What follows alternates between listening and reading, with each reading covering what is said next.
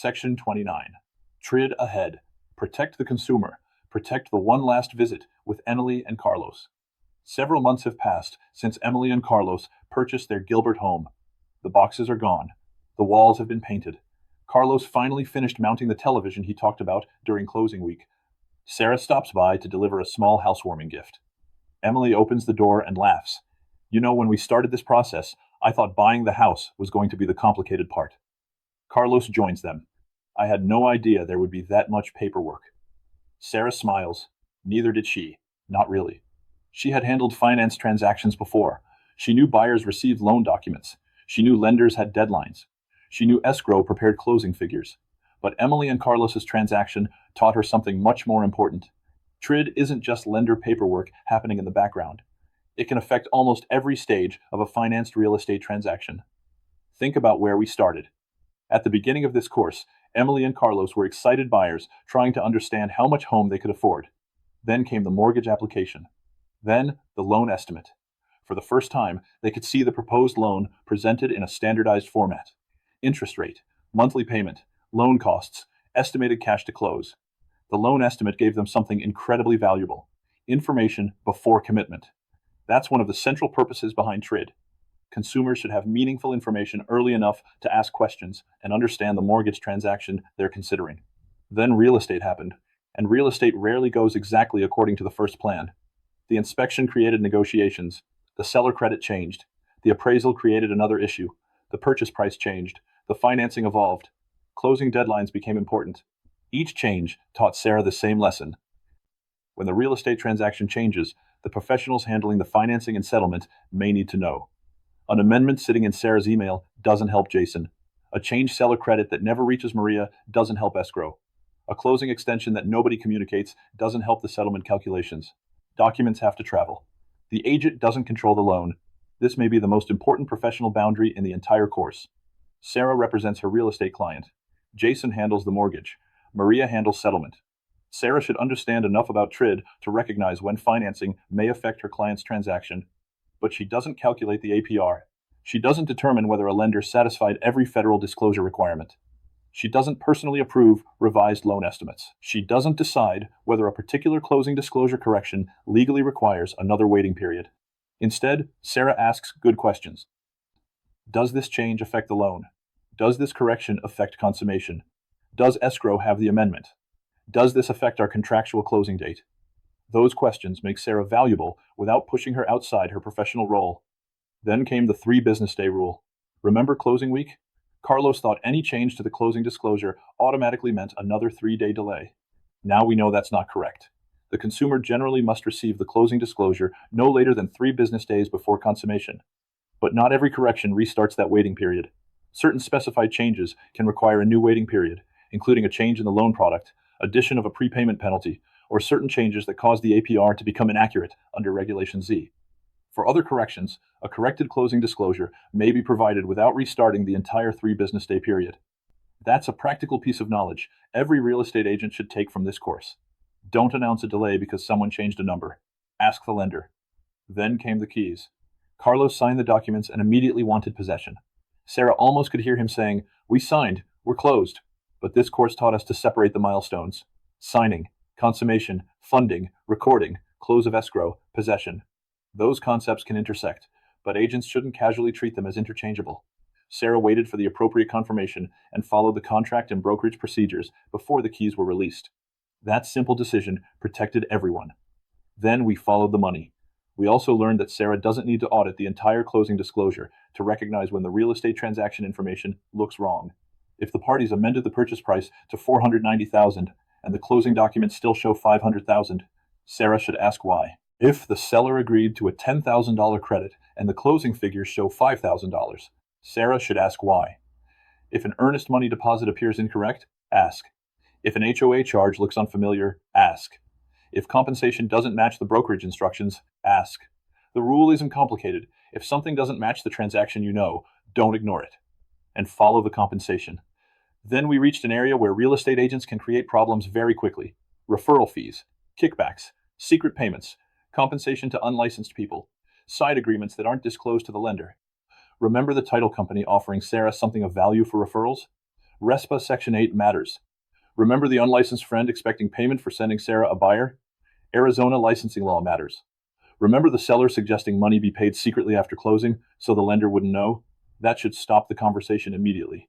When money moves, ask, who is paying it? Who is receiving it? Why? Is it disclosed? Does my broker know? When the phone rings after closing, then Emily called. She thought she had been charged twice. That's when Sarah learned one of the best compliance systems in this entire course. Recognize, document, communicate, escalate. Recognize the actual issue. Document what happened. Communicate with the professional responsible for the questioned matter. Escalate to the broker or another appropriate professional when necessary. Don't start with accusations. Start with facts. And finally, show me the file. Months later, Sarah's broker asked the question every agent should be prepared to answer. Show me the file. Not, what do you think happened? Not, what do you vaguely remember? Show me the contract, the amendments, the material communications, the closing information, the documentation showing what was communicated and when. A strong transaction file doesn't guarantee that nobody will ever complain. It gives the brokerage something much more important, the ability to accurately demonstrate what happened. Your next transaction now. Emily and Carlos's story is finished, but yours isn't. Tomorrow you may meet your own Emily and Carlos. Maybe they're buying their first home in Mesa. Maybe they're moving to Queen Creek. Maybe they're purchasing a condo in Scottsdale. Maybe they're buying a retirement property in Prescott. Different clients, different property, different lender, but many of the same issues will appear. The loan estimate will arrive. The transaction may change. Closing costs may change. A seller credit may be negotiated. Someone may misunderstand a deadline. The closing disclosure will arrive. The buyer will ask, does this look right? And that is when this course becomes practical. You don't need every answer. A great real estate professional is not the person who pretends to know everything. A great professional knows enough to recognize when something deserves attention. Sometimes the correct answer is, I know exactly what this means. Sometimes it's, let's look at the contract. Sometimes it's, let's call escrow. Sometimes it's, let's get the lender involved. And sometimes it's, I need to talk with my broker before I answer that. Those are professional responses. The final broker tip. If you remember nothing else from TRID ahead, remember this. Don't promise what the lender controls. Don't ignore what the contract controls. Don't hide financial arrangements. Don't guess when a deadline matters. Don't assume someone else caught the mistake. Don't wait until after closing to document what happened. And never be afraid to involve your broker. Your job is not to become a mortgage compliance officer. Your job is to competently represent your client while understanding how the financing process affects the real estate transaction.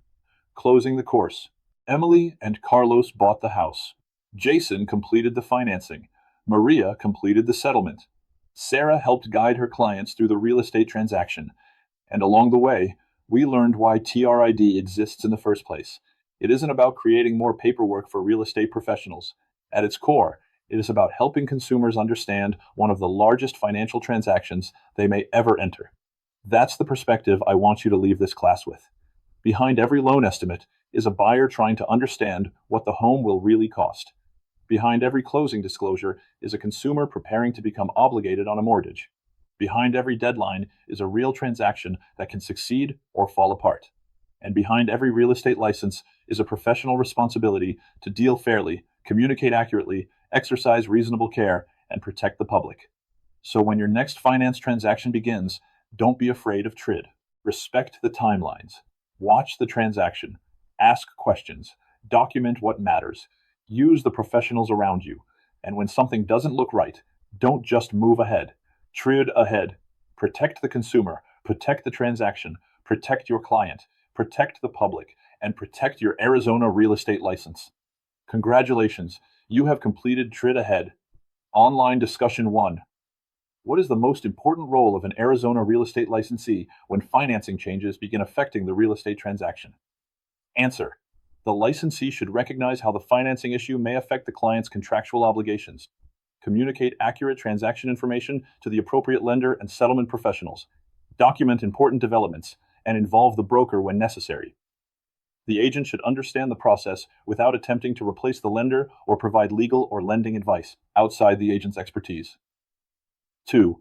Why should an agent review real estate-related information appearing on the closing disclosure even though the agent does not prepare the document?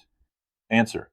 The closing disclosure may reflect important terms from the real estate transaction, including the purchase price, deposits, seller credits, adjustments, and compensation.